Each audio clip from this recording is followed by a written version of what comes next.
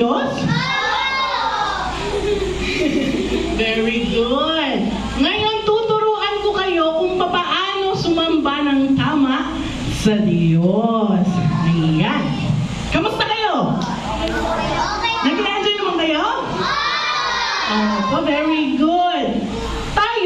Tayong mga buong susunod na henerasyon ng Diyos, dapat muna tayong maging mananamba ng Diyos. Dapat nating gampanan ang maraming gawain para sa Kanya kung talagang mahal natin ang Diyos. Tatanungin ko kayo, mahal niyo ba ang Diyos? Lagi ba kayo nagpe-pray? Lagi niyo kinakausap si Lord? Lagi ba kayo nagpapasalamat sa Kanya? Opo, parang puro opo lang Sana totoo yan lahat mga bata. Ngayon, ang pagsamba ang unang tungkulin na dapat gawin ng lahat ng mananampalataya. Ngayon, aalamin natin ano ba talaga ang kahulugan ng pagiging mananamba ng Diyos. Ngayon, tatanungin ko kayo. Bago ko kayo tanungin, basahin muna natin ang ating teksto sa Roma 12, verse 1. Kaya nga, mga kapatid, alang-alang sa masaganang habag ng Diyos sa atin, ako'y nakikiusap sa inyo na ialay ninyo ang inyong sarili bilang isang handog na buhay, banal at kalugod-lugod sa Diyos. Ito ang karapat-dapat na pagsamba ninyo sa Diyos. Ngayon ito ang aking tanong. Sino ba ang mga mananamba? Sa tingin ninyo? Ikaw. Ikaw, ako, tayo. Tayo dapat lahat ay mananamba ng Diyos. Alam nyo ba na ang mga mananamba, hindi lamang yung mga pumupunta sa simbahan tuwing linggo at yung mga sumasamba sa Diyos. Loh, bakit ganun, Ate Hana? Ang mga mananamba po ay ang mga namumuhay na nakasentro sa Diyos. Kaya, araw-araw ba, sa tingin nyo ba sa ginagawa ninyo sa inyong pang-araw-araw na buhay, sa tingin nyo ba nakakalugod yun sa Diyos? Natutuwa ba si Lord sa mga ginagawa ninyo? Opo, parang humina ngayon yung opo. Ngayon, tatandaan ninyo, hindi lang tuwing linggo, kayo dapat sumasamba sa Diyos. Dapat araw-araw base sa inyong pamumuhay. Tama po ba yun? Opo. Opo, salamat po. Kung naniniwala tayo kay Jesus at naligtas na, dapat nating sambahin ang Diyos tuwing linggo at magbigay kasiyahan sa Diyos sa pamamagitan ng tapat na mga gawa araw-araw. Kaya ako kayo tinanong na. Napakahalaga na tumalo sa pagsamba tuwing linggo dahil ito ay isang espesyal na oras upang makasama ang Diyos. So, espesyal na oras yun tuwing linggo. Kasama na natin ang mga kapwa natin mananampalataya at nakakasama pa natin ang Diyos sa espesyal na oras tuwing linggo. So, sa panahon ng pagsamba, maaari tayong manalangin sa Diyos at magpuri sa Kanya. Gayun din, matututunan natin ang kalooban at pag-ibig ng Diyos habang nakikinig tayo ng salita ng Diyos. Kagaya ng ginagawa nyo ngayon, kayo ba ay nakikinig talaga ng salita ng Diyos? Opo, parang humihina na ngayon Kanina sobrang energetic. Ngayon parang humihina.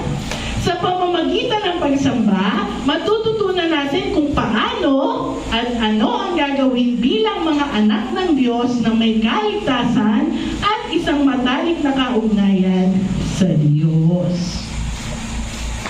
Ang pagsamba sa araw ng linggo ay isang napakahalagang bahagi ng buhay ng isang Kristiyano.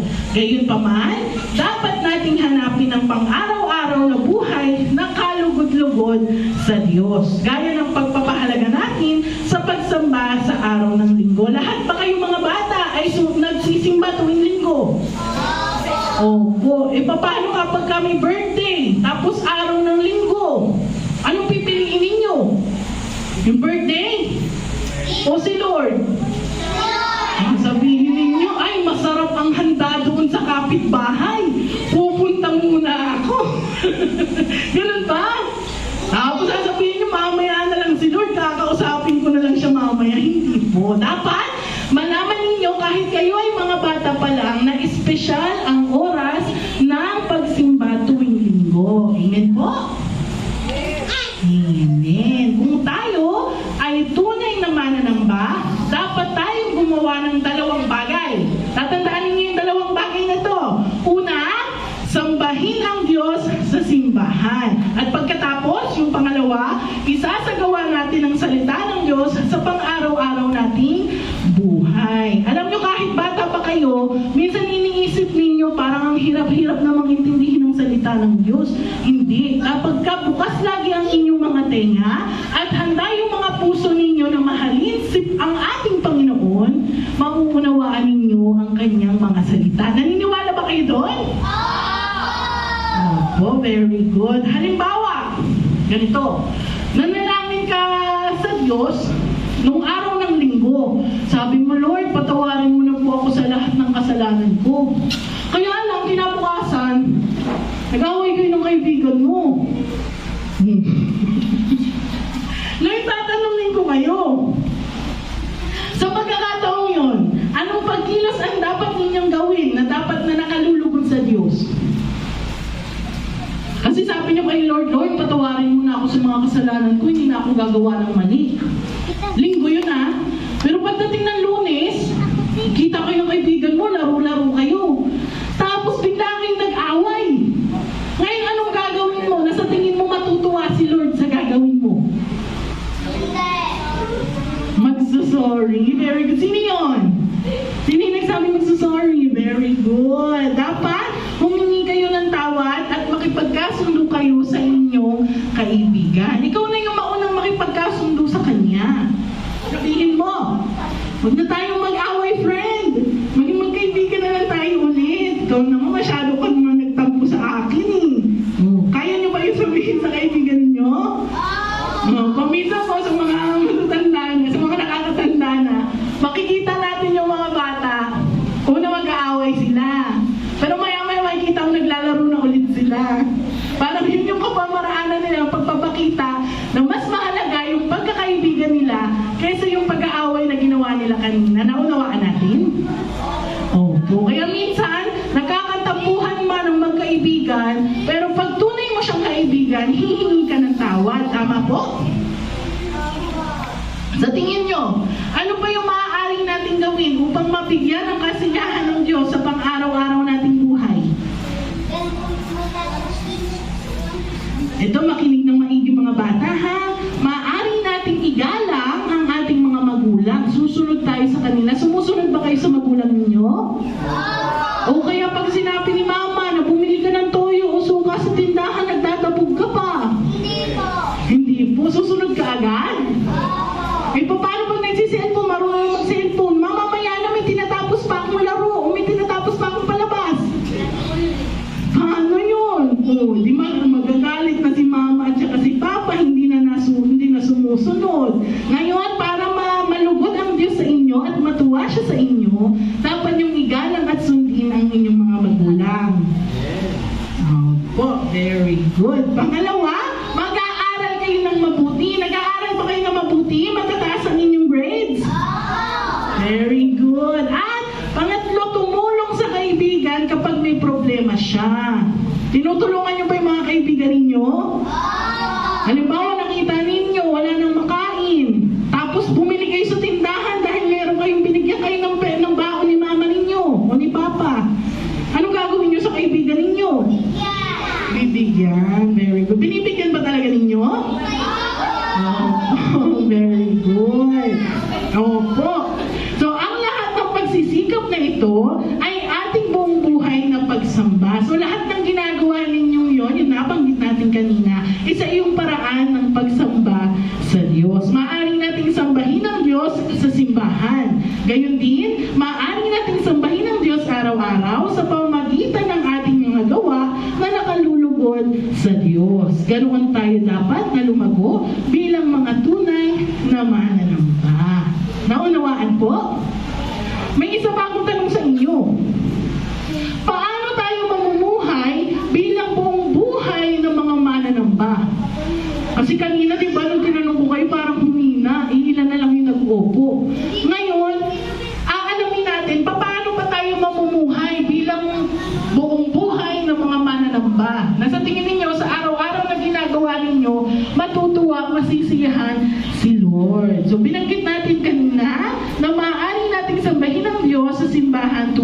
linggo at mamuhay na kalugod-lugod sa Diyos araw-araw. Sa madaling salita, ang tunay na pagsamba ay kung paano tayo mamuhay bilang mga anak ng Diyos. Lagi niyong iisipin kayo ay mga anak ng Diyos. Amen po? Naniniwala ba kayo na anak kayo ng Diyos? Opo. Baka sabihin ninyo kay Ate Hana, ay anak po ako ng nanay at tatay ko. Opo, nagsasagot ng gano'n ha. Tayo bilang mga Kristiyano, ang Diyos ay nagiging ama na natin. Amen po? Ayan. Bukod dito, maaari natin sambahin ng Diyos sa pamamagitan ng paggawa ng tama at mabubuting gawa at paglilingkod sa iba. Iniibig tayo ng Diyos, naniniwala ba tayo doon? Kung mahal natin ang Diyos, mahal din tayo ng Diyos. Amen po? Wala na nakikinig. Hello? Hi! Hello! Naniniwala ba kayo na kayo iniibig din ng Diyos? Opo. Kasi mahal niyo ba si Lord? Opo. Kaya dapat nating ibahagi ang pag-ibig ng Diyos sa iba. May isasalarawan natin kung sino ang mga Kristiyano sa pamamagitan ng ating mabubuting gawa. Halimbawa, ano ang dapat gawin ng mga Kristiyano kung may problema ang kanilang mga kaibigan? Maliban doon sa in-example ko kanina, sa halimbawa kanina na wala siyang pera. Dapat natin, ano po? Tulungan, nilibre. Very good. Dapat nating palakasin ang kanilang loob at aliwin sila. Yan ay isang mabuting gawa. Masabi natin, kaya mo yun, friend. Nandito ako, tutulungan kita. Halimbawa, ay kukwento ko lang sa inyo ha. Meron akong kaibigan. Ganito, pag nakikita niyang malungkot ako, o nakikita niya na parang masama ang loob ko, gagawa at gagawa siya ng paraan para patawanin ako. Kasi kilala niya na masayahin akong tao. Nakikita niyo ba si Ate Hana lagi nakangiti pag kinakausap kayo? Oo, kasi masayahin tao si Ate Hana. Pero pag nakita nila na malungkot ako, na parang meron akong pinagdadaanan, gagawa at gagawa ng paraan yung kaibigan ko para patawanin ako. Tapos sasabihin niya na, tumatawa na si Hana, gaganon na siya. Dapat maghanap kayo ng mga kaibigan na katulad niya, na hindi kayo pinababayaan, natutulungan kayo, aalimin niya kayo. Opo. Ganun ba mga kaibigan ninyo sa inyo? Pag nakikitang masama ang loob ninyo, halimbawa pinagalitan kayo ni mama, tapos lumabas kayo ng bahay, tapos nakita kayo ng kaibigan ninyo, pagtatawanan ba kayo? O tutulungan kayo? Tutulungan? O pinagtatawanan ninyo yung mga kaibigan ninyo? Huwag dapat gano'n. Tutulungan ninyo, aalawin ninyo sila. So sa ganitong paraan, nais ng Diyos na gumawa tayo ng mabubuting gawa. Sa ganyang paraan natin, mabibigyan ng kaluguran ang Diyos bilang mga tunay na sumasamba sa Kanya ng buong buhay. Maaari din tayong tumulong sa iba, gamit ang mga talentong ibinigay ng Diyos. Iyan ang mga dapat gawin ng mga tunay na sumasamba sa Diyos ng buong buhay. So maaari natin isambahin ang Diyos sa iba't ibang paraan sa simbahan at sa ating pang-araw-araw na buhay. Para sa tunay na pagsamba, dapat tayong gumawa ng mabuti at tama at tumulong sa mahihirap at sa mga nangangailangan. Sa ganitong paraan, makikilala natin kung sino ang mga Kristiyano sa pamamagitan ng kanilang pananampalataya sa Diyos. Ang lahat ng pagsisikap na ito ay pagsamba na kalugod-lugod sa Diyos. Handa ba kayong tumulong? Amen. Handa ba kayong tumulong? Sa mga nangangailangan? Sa mga mahihirap? Gagawa ba tayo ng mabuti? Gagawin ba natin ang tama? Parang humina na, parang ayaw ninyong gawin ang tama. Ayaw ninyong gawin ang tama? Ayaw. Gagawa na lang tayo ng mali. Uulitin ko ang tanong. Handa ba kayong gumawa ng tama? Handa ba kayong gumawa ng mabuti? Handa ba kayong tumulong sa inyong kapwa?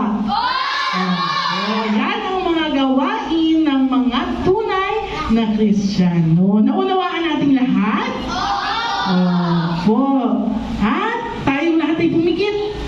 Tayo'y manalangin bago tayo magsimula sa ating mga aktibidad.